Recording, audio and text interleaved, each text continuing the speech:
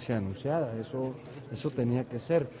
Cuando digo esto no le estoy restando ni trascendencia ni importancia al fallo de la Corte que clarifica el alcance del fuero militar en los términos de la sentencia de la Corte Interamericana de Derechos Humanos y también como consecuencia de las modificaciones al artículo 1 de la Constitución en materia de derechos humanos, que ha quedado ratificada y ya publicada y vigente. De tal manera que no había forma que fuera de otra manera, creo yo, y sí, su trascendencia y su importancia es a todas luces muy significativa, ¿no? Hay una tarea pendiente del Congreso, tanto de la Cámara como de... Sí, la sentencia de la Corte Interamericana está referida al Estado mexicano. Por lo tanto, los poderes del Estado mexicano, judicial, legislativo y ejecutivo, tienen tareas distintas que realizar para establecer con toda puntualidad la vigencia y el alcance de no solo de esa sentencia, sino del derecho internacional que hoy está consagrado en el artículo 1 de la Constitución y por lo tanto tiene rango de norma suprema. Me refiero a que todos los juicios en los que hay una víctima o un civil y un militar, pues deberán ser canalizados a los tribunales civiles. Esto es una función del poder judicial. Por supuesto, instrumentar todo lo relativo a el fuero de la disciplina militar exclusivamente en el terreno del fuero militar, pero acotado a la disciplina militar, pues eso cae en el área administrativa.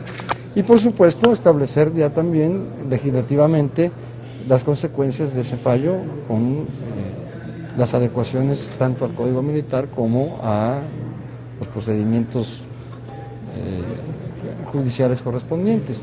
De tal manera que sí, es el Estado mexicano todo el que quedó obligado a hacer las debidas adecuaciones y el comportamiento ceñido a la sentencia de la Corte. ¿Estarían de acuerdo en llevar el tema de la Ley de Seguridad Nacional y el Código de Justicia Militar a un periodo extraordinario? No, hombre, bueno, yo esperaría que sí, pero también ahora espero que la discusión en la Cámara de los Diputados se clarifique, porque había una especie de tentación de volver a un estado, yo lo diría así, simulado de participación militar en actividades civiles sin la debida adecuación y sin la sujeción al derecho internacional. Hoy, por supuesto, la Ley de Seguridad Nacional tendrá que ser absolutamente armónica con las disposiciones de la Corte. ¿La resolución no podrá entrar en vigencia si no lleva la legislación aprobada? La resolución es vigente en este momento. Es más, desde que se dictó la sentencia de la Corte Interamericana, tiene a mi juicio vigencia. Para esclarecer, para de alguna manera definir, si me permiten expresar en forma más definitiva, esta expresión sirve para decir que el alcance y el espíritu de la sentencia de la Corte Interamericana, de la sentencia de la Suprema Corte de Justicia de la Nación y del principio de derecho internacional que señala que no hay fuero militar cuando participa como víctima o cuando hay participación de un paisano, de un civil. Bueno, pues todo esto hay que llevarlo a la legislación secundaria y, por supuesto, a la práctica cotidiana en el proceso tanto de indagación, es decir, en la procuración, como en la procuración y administración de justicia. De tal manera que, pues sí, eso falta, pero no es requisito para que aplique la sentencia. Los legisladores del PRD proponen que sean juzgados por civiles, pero que purgan sus sentencias en cárceles militares. ¿Apoyarían esta propuesta? Eso puede ser, eso no, vamos. El sistema penitenciario para civiles tiene una filosofía, pero cuando también un militar comete un delito, también infringe la disciplina militar.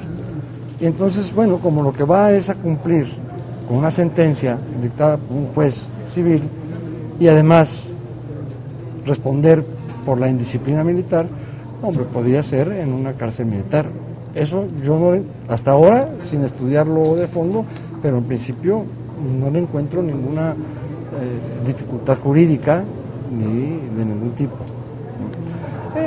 También se ha dicho que, hombre, que sea juzgado por los tribunales civiles, pues bueno, da mayor certeza al ciudadano y garantía de sus derechos humanos, pero que no garantiza una mejor sentencia.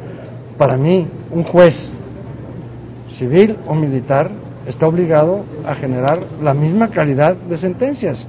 Si las hay malas en un fuero o en otro, ese es un tema que se cuece aparte. Es que hay que tener buenos jueces y un buen sistema judicial, tanto civil como militar. A mí no me interesa que se desquebraje la disciplina militar con malos jueces, con malos procuradores militares en el ámbito de su disciplina militar, como tampoco podemos tolerar como sociedad que no haya la suficiencia de capacidad y de atingencia en los juzgadores civiles y por lo tanto no podamos tener una administración de la justicia como los mexicanos requerimos.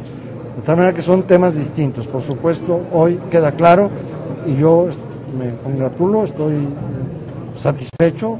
También es un alcance del artículo 1 constitucional de nuestra reforma que ya quede claro que cuando hay un paisano, cuando hay un ciudadano y un militar, pues por supuesto el juzgador debe ser el juez civil. Cambiando de tema sobre... Fundamental nada más la especialización de los jueces. Bueno, a ver, en todo, y tiene que ver con lo que le acabo de decir. Tenemos que buscar y aspirar a un mejor sistema y aparato de administración de justicia. Por supuesto que el ciudadano hoy tiene sus dudas de que se integren bien las averiguaciones, esto es procuración, pero peor tiene sus dudas de que los jueces van a sentenciar. Los números, la estadística, pues eso lo indica. Y cualquiera con un dedo de frente y con tantito sentido común sabe que hay mucho esfuerzo por hacer para, por supuesto, dignificar y superar la calidad de administración de justicia y que pasa por la especialización, sí, de tribunales en donde el tratamiento a esta nueva disposición, en el sentido de que puede haber concurrencia en cuanto a la disciplina militar y las investigaciones y la información pueda estar en la Procuraduría Militar, pero que el juicio de fondo, cuando hay una víctima o un ciudadano, bueno, pues lo tiene que también conocer y ventilar en un juzgado de fuero civil, de tal manera que esto sí, es trabajo que hay que hacer, pero bueno, si porque no se ha hecho antes ya no se va a hacer nunca, pues entonces esa es una sentencia y es un derrotismo, y yo creo que no, que muchas de las cosas que el país requiere, pues falta por hacerlas, la voluntad política, los recursos y la exigencia de la ciudadanía. Miren, ya todo esto depende más que nada de la calidad de ciudadanos. Ya hay que exigir que tenemos ahora esa nueva garantía en la reforma constitucional. En la medida que esto se vaya conociendo, en la medida en la que los ciudadanos sepan que ahora pueden acudir al derecho internacional para exigir de los tribunales la aplicación de ese derecho y en su caso ir hacia tribunales internacionales, será la presión que el ciudadano pueda ejercer para que las instituciones se muevan, se modernicen, se depuren, en muchos casos se limpien. Es que el tema no es de incapacidad, es de corrupción. Y la corrupción lleva, por supuesto, a la incapacidad orgánica del órgano. Pero la corrupción no se da si no hay impunidad, y la impunidad se manifiesta por la falta de condenados, de sentenciados, de procesados. Hoy por hoy se privilegia el espectáculo mediático. Es más, yo mismo ya hasta estoy asustado, hacía mucho que no se me juntaba la bolita. Cambiando de tema, sobre las declaraciones del exsecretario Valenzuela sobre el asunto de que el PRI ya no es un dinosaurio, ¿qué diría al respecto? El PRI ya no es un dinosaurio, ahora es una dinosauria. No sé, es que ahora... No, pero pues a mí nunca me han... Vamos, yo no soy ni paleontólogo, ni zoólogo, el PRI quiere reestructurar su vieja forma de hacer política, la selección, y luego peor, que otros lo quieren copiar y son malas copias, como el PAN y el PRD. A ver, el tema es que han descarrilado a la democracia, con prácticas corruptas, con la compra de voto, con la impunidad y la corrupción en los procesos electorales. Pero como todos tienen pruebas de todos, bueno, pues tú pillo, yo pillo, él pillo, ay, pues todos pillos, qué fuerte, pero seguimos siendo pillos. No, no, no. El ciudadano otra vez es el que tiene que, a ver, ¿qué son estas tarjetas con las que se compraba el voto? ¿Es deuda ilegal? ¿Es compra de voto? ¿O en todo caso es fraude? ¿Qué va a pasar? ¿Qué va a pasar con los corporativistas o los corporativismos sindicales que piden dinero a las dependencias y las dependencias pues como que se los dan, como que no se los dan y no se sabe? Me refiero al problema CENTE, Lotería y ISSSTE. ¿Qué? ¿Va a quedar nomás en unas notas y en... Bueno, pues el dinosaurio, pues ya todos son dinosaurios. Yo creo. Gracias.